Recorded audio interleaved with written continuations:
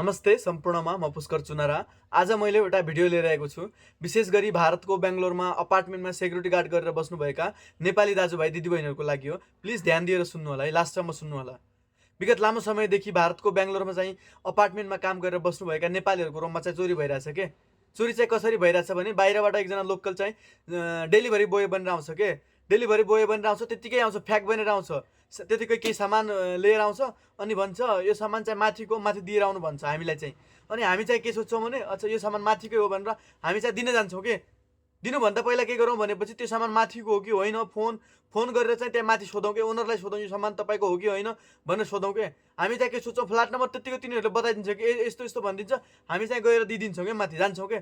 अनि जाने बित्तिकै हामी चाहिँ लिफ्टमा जाने बित्तिकै चाहिँ रोम चाहिँ हामी खुला छोडेर जान्छौँ। अनि त्यो चाहिँ के गर्छ, हामी भित्र जाने बित्तिकै चाहिँ भित्र छिरेर चाहिँ हाम्रो मोबाइल पैसा अरू सामानहरू सबै उठाएर हिँडिदिन्छ के। अस्ति यहीँ कालीकोटको एकजना दाइ बस्नुहुन्छ, तिनको रुममा के गरेछ भने दुईजना गएछन्। दुईजना मध्ये चाहिँ एकजना चाहिँ गेटभन्दा बाहिर बसेछ, एकजना चाहिँ भित्र गएछ। भित्र गएर चाहिँ ती दाइलाई के भनेछ भने यो सामान चाहिँ 405 को भन्छ, के भनेछ माथिको हो, तपाईँको ओनरको हो, दिएर आउनुहोस् भनेछ। अब त्यो दाइले चाहिँ के गरेछ भने अब माथि सोधेन छ के, रुम चाहिँ खुलै रहेछ। त्यो दाइले चाहिँ भन्नु त भनेर छ नै तपाईँ आफै जानुहोस् भनेर छ। त्यसले चाहिँ त्यसलाई बाध्य गराएछ क्या, माथि जान बाध्य गराइदिएछ क्या। नै जानु पऱ्यो यता, तपाईँको ओनरले भर्खरै फोन गर्यो यताउति भनेर भनिदिएछ। अनि त्यो चाहिँ दाइले चाहिँ सोचेछ कि ओनरकै होला भनेर चाहिँ माथि गएछ। त्यो दाइ लिफ्टमा भित्र छिर्ने बित्तिकै चाहिँ त्यसले के गरेछ भने भित्र गएर चाहिँ मोबाइल पैसा ग्यास समेत उठाएर हिँडिदिएछ कि। त्यही भएर म भनिरहेको छु नेपालीहरू जहाँ भए पनि जो ठाउँमा भए पनि यस्तो कुरामा चाहिँ सचेत हुनुहोस् के।